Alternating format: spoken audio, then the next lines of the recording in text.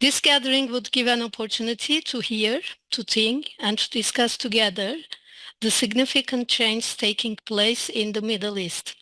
Our presenter will delve into the complicated nature of these shifts, emphasizing the fight for freedom, democracy, and peace in the face of catastrophe.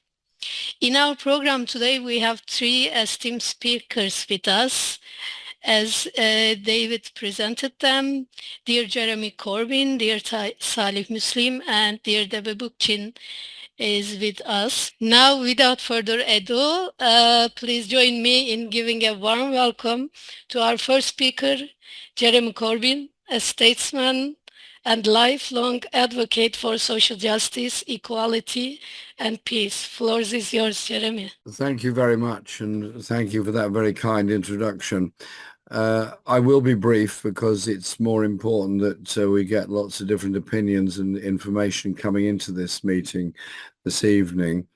And I thank you to David and Progressive International for putting this together, along with your organisation, Latife, and the importance of having this line of communication open to us all the time, because what's happening in Syria is incredibly fast moving, quite difficult to keep up with it all, and gives some opportunities for those of us on the progressive left who want to see a peaceful democratic future for Syria, rather than a playground for the arms race and competing armies to be fighting there.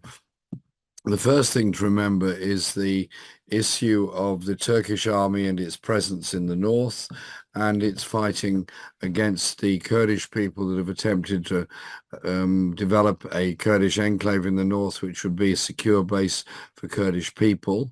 They are fighting against that. At the other end of the country, in the south, Israel has continued its bombardment of Lebanon, but also gone well beyond the Golan Heights in its occupation of Syria. And when I questioned the British Foreign Secretary, David Lammy, on this, he gave me an answer that sort of begged belief. He said I shouldn't be too worried about it because the Israeli army hadn't invaded Syria beyond the demilitarized zone. So in other words, they'd moved into the demilitarized zone, and he felt that was probably okay because it's not the same as invading the country. And then the level of bombardment by Israel in different parts of Syria is absolutely huge. And the other forces that appear now to be joining in to try and get control over so much of the country. Now, the British involvement in this has been that historically there's been huge debates in the UK Parliament about involvement in Syria and bombing it or not. And on one occasion, the British Parliament refused to give the government permission to do that on the basis that the people and the groups we were asked to link up with had very close affiliation to al-Qaeda and others, and we couldn't see the point of Britain being involved in linking up with those groups, which would just prolong and worsen the civil war. It wasn't out of deference or defense of the Assad regime, quite the opposite. It was about trying to bring about a peaceful future for Syria. The issue that we have to face now is this. We have wars in Palestine, we have wars in Syria, we also have wars in Sudan and Congo, and we have this massive war going on in the Ukraine. We have massive sales of arms going up. Every arms manufacturer around the world is rubbing their hands with glee at share price rises and the profits they're making out of it all. We've produced a book, and I see Paul is on the call as well. Paul Rogers is one of the authors of it, called The Monstrous Anger of the Guns, in which we've tried to give in real time an expose of the power of the arms trade. And we'll be doing a follow-up book next year on the more recent developments on it. This book has gone very well and has been a good way of bringing people together to have a serious discussion about peace. So I asked myself the question, in the aftermath of the Assad regime and all the exposés that are coming out now of the brutality of the prisons and the whole system that went with it, But what's also coming out is the determination of lots of external military forces to take control. The last time I looked, foreign forces in Syria were Russia, Turkey, Israel, USA, and then the various ISIS and other type forces are there. There's a vast amount of armaments available. So what I would hope we can hear is from people in Syria of how they're organizing things and how they hope to bring about a more peaceful democratic future, and specifically what we can do globally to express solidarity with them. The fight for human rights and justice in Turkey is a long one. The support for the Kurdish people in Turkey is a long one. And of course, the Kurdish people also in Syria, Iraq and Iran. And to me, the right of Kurdish self-determination is a very important, very central issue. And that should be borne in mind as central to all of this. So I'm not sure what I've said is much help to pointing away for the future, but it's just some of the issues and some of the concerns that those of us that want to see peace have been raising for a long time in the British Parliament and will continue to do so. Progressive International exists to bring people together. Let's make sure we do that. Thank you. Thank you so much, Jeremy. To save from the time, I will directly give the microphone to our second speaker, Salih Muslim, who is one of the most prominent figures in the Kurdish political movement. As a member of the Presidential Council of the PYD, he has been a leading voice advocating for democratic autonomy, social justice, and the rights of the Kurdish people, not only in Rojava, but across the broader region. Dear Salih Muslim, we are all eager to hear your insights and to better understand the latest developments in the region from your unique perspective. Thank you for finding time for us despite your incredibly busy schedule.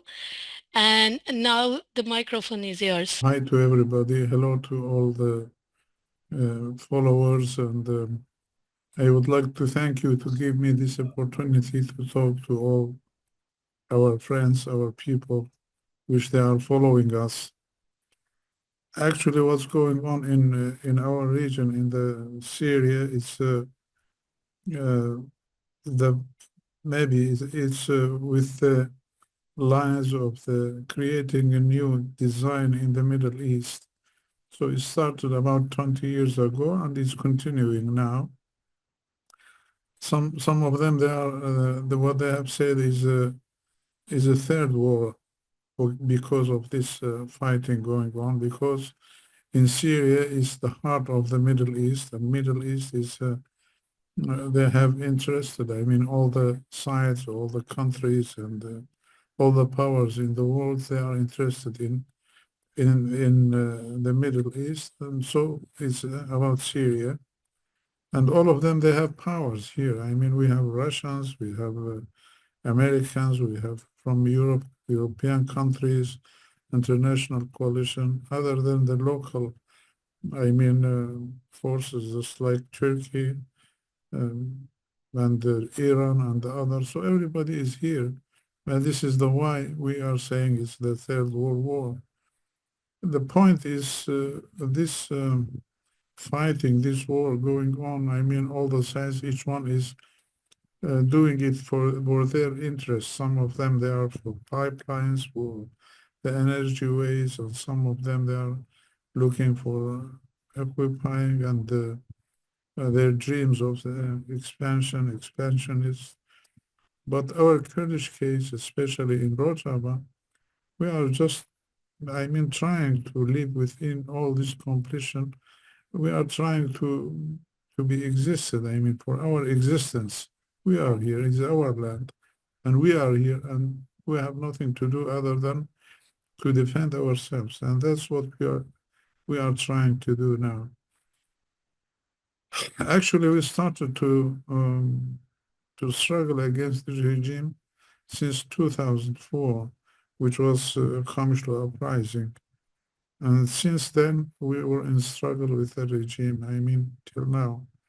In 2011, the situation came against the dictatorship and the despotic regime to the top. I mean, so all the Syrian people, they went out for calling for democracy and for freedom and so, and we were among them and we were leading these movements. And we feel now what happened in the 8th of December, that we have reached to get the fruit of this struggle, long-term struggle.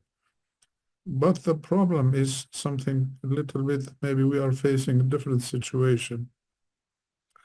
Because from the beginning of the Syrian revolution in 2011, Turkey was involved in Syria because of their expansionist dreams. I mean, because they are trying to make Ottoman Empire, new Ottoman Empire, and they are looking for something called Misaki Milli for their expanding Turkey and so. So this is they were involved from the beginning. I mean, of the revolution, and they support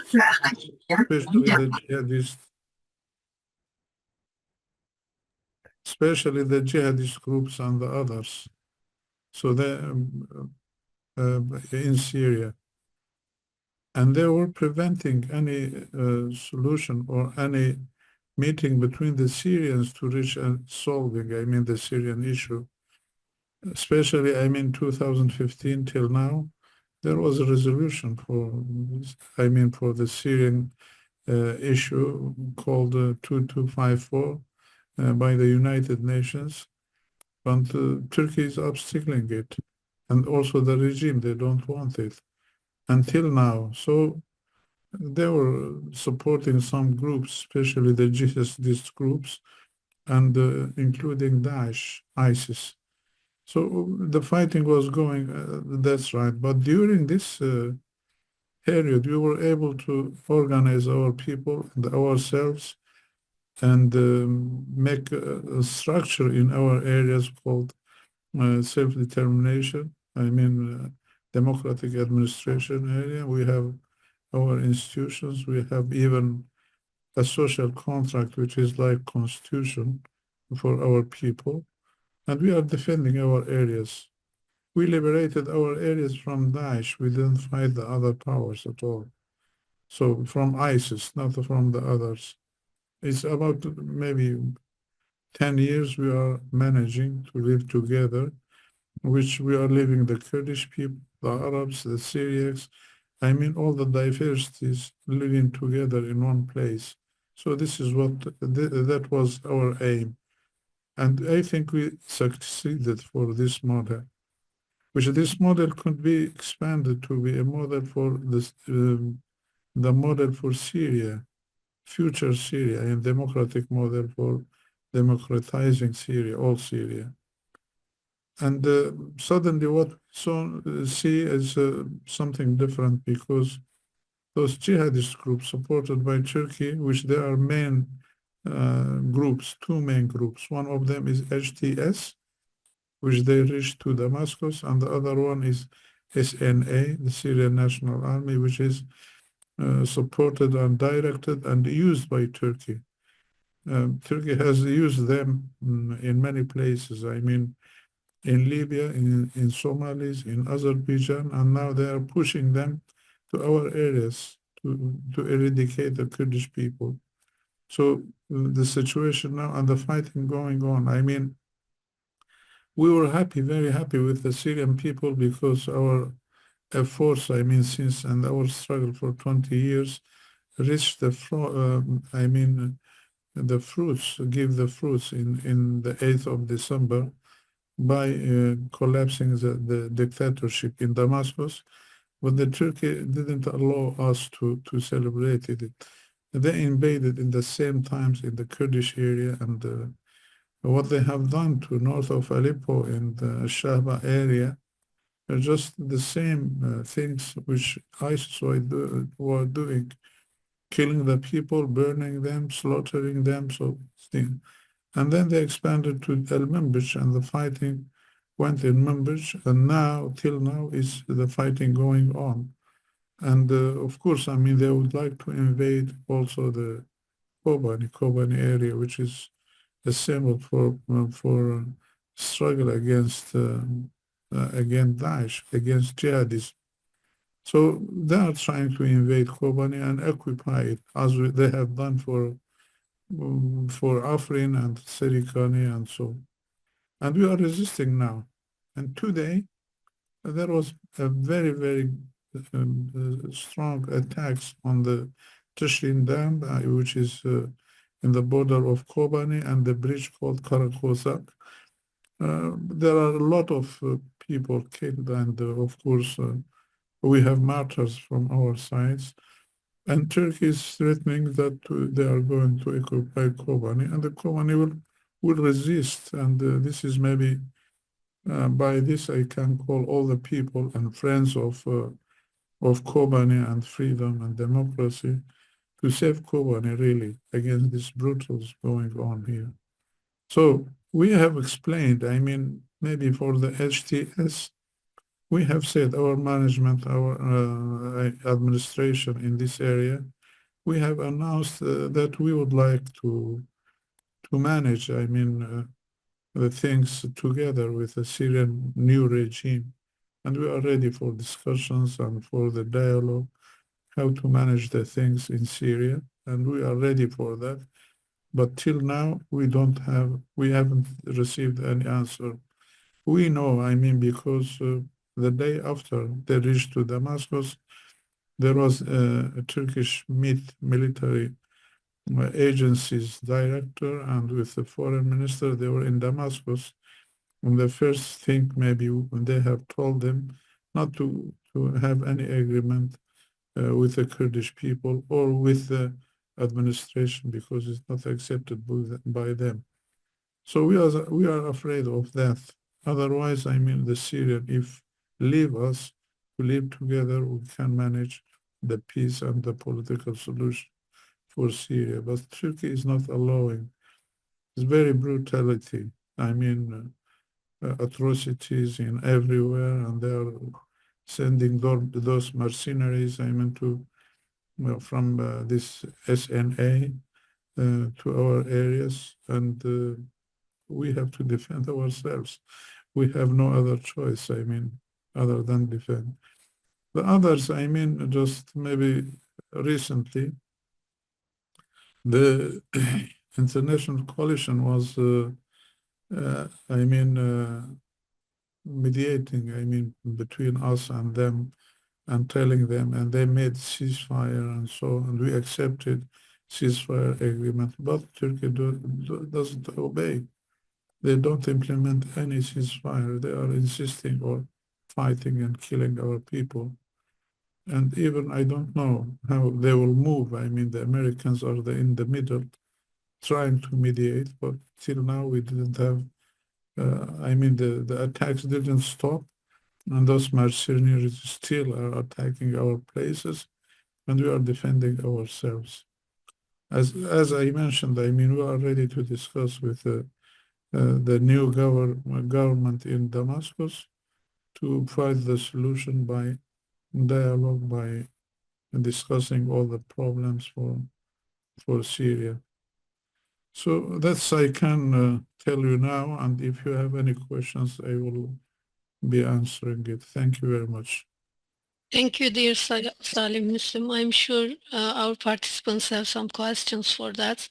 And it's obvious that some urgent action need to be taken by international community. In that stage, I would like to give the floor to Debbie Bookchin. She is not only a renowned writer and journalist, but also an inspiring figure in the fields of social ecology and radical democracy. Debbie has contributed significantly to raising awareness about the Rojava revolution. At this pivotal moment in Rojava's history, she will share why international solidarity is more urgent than ever. And Debbie, the floor is yours.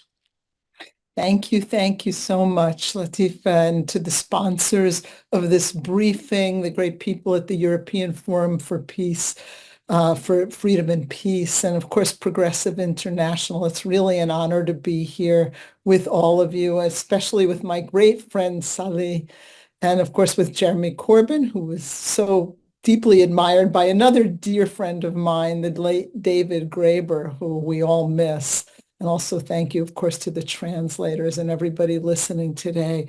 Yeah, I wanted to say a few words about how important it is for those of us living outside of Syria to live up to the great history of internationalism and do everything we can right now to show our solidarity and support for the people of Rojava at perhaps the most dangerous moment in Rojava's history. And I think that Salih and Jeremy have really kind of touched and covered in many ways some of the most immediate dangers facing Rojava, specifically with the so-called Syrian National Army, which is really simply a bunch of criminal gangs that are supported by Turkey in all the ways in which they have tried to decimate the lands of Rojava, beginning, way back even 2018 when so many people were displaced from Afrin, and now again being displaced once again in the last 2 weeks, sort of as the kind of chaos around the transition allows for Turkey to do its evil work. And as Salih has mentioned, it's impossible to overstate how horrific the kinds of activities that come along with the SNA are. They have really kind of, everywhere they go, they replace a culture of democracy and women's liberation with a culture of looting and rape and kidnapping and murder. So the stakes are really, really high right now. And as Salih mentioned, in a way, right now, the sort of biggest prize for Turkey of all is Kobani, where the Kurds handed ISIS their first defeat, and which Turkish President Erdogan, who's really essentially a supporter of ISIS, considers his biggest humiliation, therefore.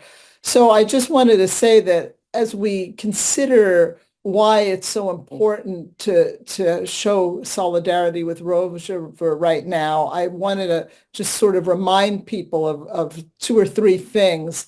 First, that no group in the Middle East has been able to ensure the rights of the multi-ethnic peoples of Syria the way that the Kurdish-led regions have done. From the very first day that the region declared autonomy in 2012, the leadership has taken painstaking steps to protect the rights of the many different ethnicities in North and East Syria. And I'm sure most people are quite familiar with many of these structures, but just, it includes to ensure that wherever there's a Kurdish person in a leadership position, there's also an Arab person, a Yazidi, Armenian, a Syrian, a Turkmen, or an individual of a different ethnicity sharing that position of power and holding the same level of authority. So this is incredibly important and is unlike anything else in the region. And I think it's sort of impossible to overstate really how extraordinary it is in a region that has been so riven by sectarian violence. I also just want to take a minute to say that this model, which sort of stands in such direct opposition to the growing sectarianism and distrust that's being fostered by authoritarian rulers in Western nation, again, stands as a kind of defiant rejection of the policies of hatred and antagonism that threaten to really undermine the social fabric of many, many nations around the world. So for that reason alone, I think it's very important for all of us in progressive movements to really lend our support and solidarity to Rojava. Secondly, in addition to that, there's this whole question of women's rights and the way that they are enshrined in word and deed in a way that is simply absent everywhere else in the region. And I know that when I spent time in Rojava, I came to understand that the Rojava Revolution was at its core a women's revolution. The fact that in a society of millions of people, women are equal partners in the decision-making of every aspect of life, political, economic, social, is unique not only to the region, but really to the rest of the world. In Rojava, the full exercise of women's rights is not just an aspiration, it's a reality. And that means that the entire culture is transformed. The way people think about every aspect of life, from education to marriage, from medical care to child care, are all really informed by the unique perspective of women. And unlike many other parts of the world, it also means that women and women alone get to make decisions about their own bodies and about their health and their futures. So the women's revolution is not even just a revolution for women, as I came to see in Rojava, but really for everyone in society, a revolution that's completely transformed everyday life.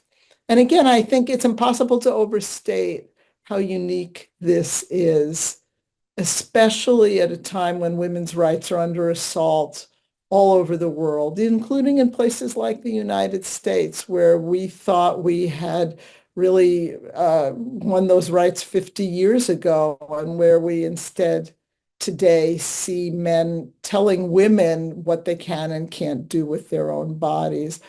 So I really feel that we can say without exaggeration that the Kurdish women's movement is decades ahead of its time. And that means that it's a model that can inspire and teach all of us, and that we should all have a deeply vested interest in preserving it. And finally, what Turkey is doing to the northeast of Syria is just a form of colonialism, a horrific form of colonialism. Turkey's animus towards the Kurdish people, which has only intensified under Erdogan, has led the country of Turkey to become the very terrorist it supposedly fears. I mean, as others have mentioned, the processes going on with the SNA that include, and the bombing by the Turkish Air Force, and killing and maiming children, using drones to terrorize communities and assassinate female leaders, displacing hundreds of thousands of people from their homes. This is a form of ethnic cleansing and forced demographic change that would be deemed outrageous by any Western standards if Turkey weren't the second largest military power in NATO. And this fact has led other NATO countries to tiptoe around its feared NATO ally. And rather than stand up for basic human rights and challenge Turkey to live peacefully within its borders, there is this bending over backwards to accommodate Turkey's egregious human rights violations. So I just want to conclude, by saying what is clear is that the Turkish state opposes stability, it opposes women's rights, it opposes peaceful coexistence between ethnically diverse people, it opposes democracy, and especially a grassroots democracy in which people can decide the future of their own communities. So it is antagonistic, really, to all the values that liberal democracy claims to represent, and certainly to the values espoused by the left.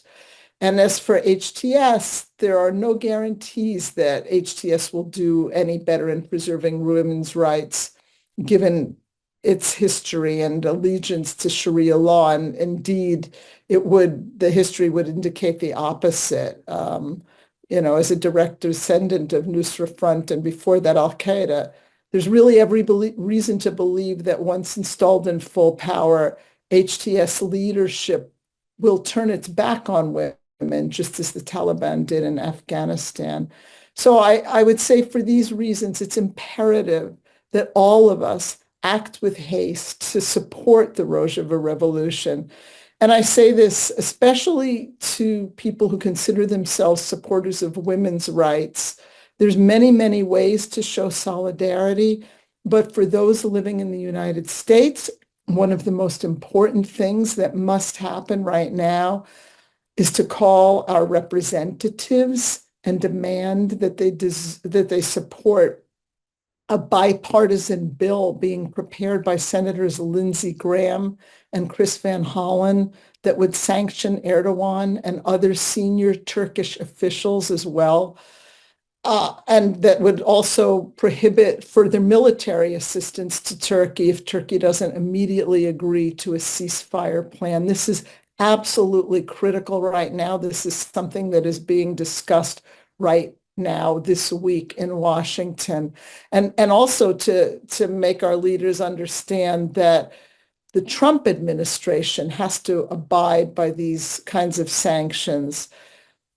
If we claim to believe in the rights of women and democracy and an ecological future, we must press our leaders wherever we live to make similar demands of Erdogan, and we must insist on political recognition for Rojava and on humanitarian aid for the tens of thousands who've been displaced. We really have to demand a halt to all military aid to Turkey until Turkey agrees to withdraw its proxy forces from the region. And I'm sure there are questions, so I'm going to stop there and say thank you again for this opportunity.